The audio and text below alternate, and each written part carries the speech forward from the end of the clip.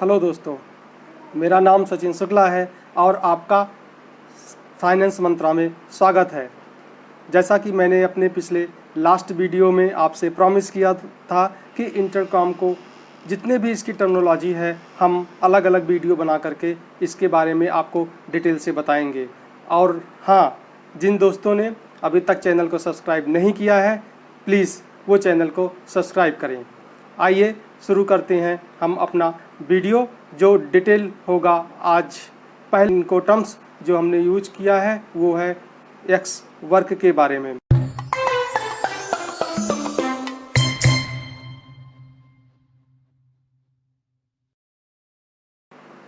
चलिए दोस्तों, अब हम आपको एक्स वर्क के बारे में डिटेल से डिस्कशन करते हैं कि जैसा कि हमने अपने लास्ट वीडियो में आपके साथ प्रॉमिस किया था। एक्स वर्क में होता क्या है कि हम इसको एक एग्जांपल के थ्रू भी समझेंगे। एक्सपोर्टर यानी सेलर का एक वेयर हाउस है, उसने एग्रीमेंट किया इंपोर्टर के साथ कि हम आपके साथ जो कॉन्ट्रैक्ट करेंगे, जो हम आपको कोटेशन देंगे वो एक्स वर्क का होगा। इसका मतलब ये हुआ कि एक्सपोर्टर अपने सामान को एक पर्टिकुलर लोकेशन पे, जो कि एग्रीमेंट होगा, जो कि कॉन्ट्रैक्ट में लिखा होगा, प्लेस, रीजन ऑफ प्लेस बहुत ही इंपॉर्टेंट होता है, इसीलिए प्लेस को कॉन्ट्रैक्ट में लिखा जाता है कि इस प्लेस पे हम आपको सामान अवेलेबल कराएंगे। ठीक है, उसके बाद की सारी रिस्पॉन्सिबिलिटी वो बायर की होती है। सेलर की रिस्पॉन्सिबिलिटी केवल इतनी है कि वो पैकिंग करके, अच्छे से पैकिंग करके, ओडिंग पैकिंग है तो ओडिंग पैकिंग करके वो अपने प्लेस पे रखेगा, और उसके बाद सारी रिस्पॉन्सिबिलिटी बायर की है।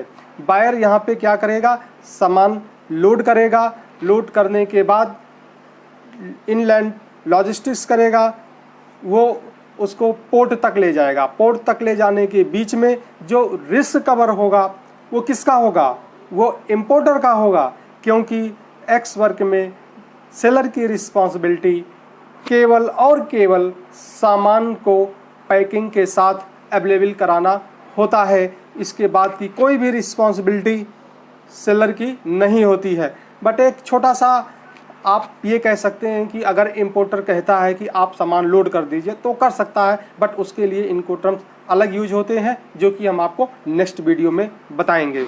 सामान यहाँ से इंपोर्टर ने उठाया, इसके बाद जो भी उसका एजेंट होगा, एजेंट के थ्रू करता है तो एजेंट के थ्रू, अगर उसको डायरेक्ट कैपेसिटी है तो डायरेक्ट करे, इसमें किसी को कोई प्रॉब्लम नहीं होती है। उसने सामान उठाया, सामान को उठा के वो कस्टम्स में ले गया, कस्टम्स क्लियरिंग कराया, उसके बाद फिर वो पोर्ट पे पहुंचा, पोर्ट पे लोडिंग अनलोडिंग हुई, फिर उसे वेसल में रखा गया। ठीक है, अगर एयर मोड है तो एयरपोर्ट पे जाके सामान को रखेगा वो, अगर सी पोर्ट है तो सी पोर्ट पे जाके सामान रखेगा, और फिर बायर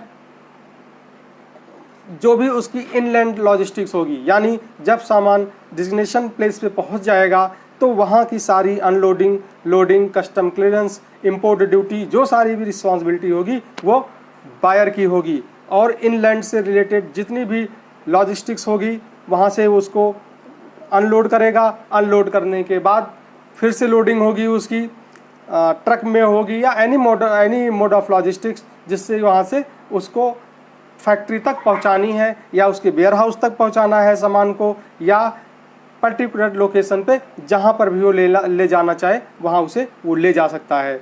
दोस्तों, अब आपको ये समझ में आ गया कि एक्स वर्क में सेलर की रिस्पॉन्सिबिलिटी केवल और केवल सामान को प्रॉपर तरीके से पैक करके उसको पर्टिकुलर प्लेस पे जो भी आपके कॉन्ट्रैक्ट में होगा वहाँ पे अवेलेबल कराना होता है। इसके अलावा सेलर की कोई भी रिस्पॉन्सिबिलिटी नहीं होती है। इस इंकोटर्म्स में सारी की सारी रिस्पॉन्सिबिलिटी बायर की होती है। तो चलिए इसका एक क्विक रिव्यू करते हैं कि बायर की रिस्पॉन्सिबिलिटी क्या है, सेलर की रिस्पॉन्सिबिलिटी क्या है। जैसा मैंने आपको पहले ही बताया कि पैकिंग करके वेयर हाउस में और फैक्ट्री में और एनी लोकेशन जो कि भी आपके कॉन्ट्रैक्ट में हो या बाई नियर जो भी लोकेशन उसमें डिसाइड किया हो कॉन्ट्रैक्ट में, वहाँ पे सामान को अवेलेबल कराना होता है। इसके बाद की सारी रिस्पॉन्सिबिलिटी वो बायर की होती है। आप इसको चार्ट के थ्रू बहुत ही इजी तरीके में आप समझ सकते हैं। इसमें ऐसा कोई रॉकेट साइंस नहीं है जो आपको समझ में ना आए। ठीक है दोस्तों, उसकी सामान को लोडिंग कराना, डिलीवरी टू पोर्ट, जैसा कि मैंने आपको पहले बताया कि यहाँ से सामान उठा के वो पोर्ट तक डिलीवरी कर उसकी कराएगा। फ्रेट फॉरवर्डिंग और कस्टम्स की जो भी रिस्पॉन्सिबिलिटी होगी वो किसकी होगी, वो बायर की होगी। और ओरिजिनल टर्मिनल चार्जेस जो भी लगेंगे ये किसकी रिस्पॉन्सिबिलिटी होगी, ये भी बायर की ही रिस्पॉन्सिबिलिटी होगी। सी एयर फ्रेट पेड करना ये भी बायर की रिस्पॉन्सिबिलिटी होगी। रास्ते का इंश्योरेंस, 2 इंश्योरेंस वो ले सकता है या 3 ले सकता है या कंबाइन कर सकता है। वो इंश्योरेंस क्या होगा, वो इंश्योरेंस होगा एक तो ओरिजिन साइड की जो लॉजिस्टिक्स इनलैंड होगी वहाँ का इंश्योरेंस, और एक जो सी में आपका ट्रांसपोर्ट होगा और एयर के थ्रू ट्रांसपोर्ट होगा, उनके रास्ते के बीच का इंश्योरेंस ले सकता है। और एक अपने प्लेस पे जहाँ पे उसकी फैक्ट्री है या वेयर हाउस है वहाँ के लिए भी इंश्योरेंस वो ले सकता है। फिर वहाँ से इनलैंड से रिलेटेड जितने भी ट्रांसपोर्ट कॉस्टिंग होगी वो सारी की सारी बायर की होगी। दोस्तों सेलर की क्या रिस्पॉन्सिबिलिटी होगी, जैसे कि मैंने पहले बताया कि सामान को पैक करके उसको प्रोवाइड करना पर्टिकुलर प्लेस पे। इसके अलावा सेलर की क्या रिस्पॉन्सिबिलिटी होगी, सेलर की रिस्पॉन्सिबिलिटी ये होगी कि उसको मटेरियल की डिटेल प्रोवाइड करना, कितना मटेरियल है, उसका वेट क्या है, ये सारी चीज़ें सेलर की रिस्पॉन्सिबिलिटी है। और इसके साथ ही वो कमर्शियल इनवॉइस भी प्रोवाइड करेगा। इसके साथ ही वो क्या करेगा, कमर्शियल इनवॉइस भी प्रोवाइड करेगा बायर को। और अगर ओडिंग पैकिंग हुई है तो ओडिंग पैकिंग का सर्टिफिकेट भी सेलर बायर को अवेलेबल कराएगा। और फिर जैसे ही मैंने आपको डिटेल में डिस्कशन कर ही चुके हैं हम लोग कि बायर की रिस्पॉन्सिबिलिटी क्या होगी, ये ऑलरेडी आपको इस पॉइंट में आपको समझ में आ जाएगा। अगर आप यहाँ पे देखेंगे तो ये सारे जो पॉइंट हैं ये यहाँ से लेकर लोडिंग से लेकर के इंपोर्ट ड्यूटी एंड टैक्सेस तक सारी की सारी रिस्पॉन्सिबिलिटी जो है वो किसकी है, वो सारी की सारी रिस्पॉन्सिबिलिटी बायर की है। अब हम आपको एक एग्जांपल देते हैं कि अगर मान लीजिए कोई एक्सपोर्टर है, अगर वो एक्स वर्क का कोटेशन देना चाहता है तो वो कैसे देता है। अगर मान लीजिए कि कोई वो से फॉर एग्जांपल लैपटॉप दे रहा, लैपटॉप वो $100 का है, $100 उसकी कॉस्ट है। एक्सपोर्टर ने अपना मार्जिन ऐड किया 10%, $10 हो गए, ठीक है। और मान लीजिए टोटल पैकिंग चार्जेस उसके आ रहे हैं $2 पर पैक, तो उसने $2 पैकिंग चार्जेस ले लिया, तो जो वो कोटेशन सेलर को भेजेगा वो भेजेगा 112 रुपये का, ठीक है। इसीलिए इनको टर्म्स को समझना इंपॉर्टेंट है।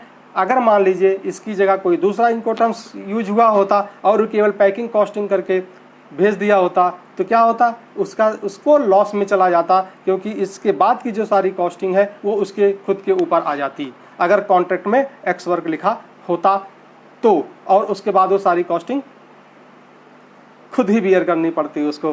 तो ये आई थिंक दोस्तों ये आपको वीडियो अच्छा लगा होगा, तो प्लीज़ हमारे चैनल को सब्सक्राइब कीजिए। और हाँ, जो इसके बाद जो हमारा वीडियो होगा वो होगा FCA पर, वो वीडियो होगा FCA एक दूसरी इनको टर्म्स है जो कि यूज होती है, जिसे ICC ने बताया हुआ है। ICC मतलब इंटरनेशनल चैम्बर ऑफ कॉमर्स। आप चैनल को सब्सक्राइब कीजिए दोस्तों। अपना टाइम देने के लिए और वीडियो को देखने के लिए आपका बहुत बहुत धन्यवाद।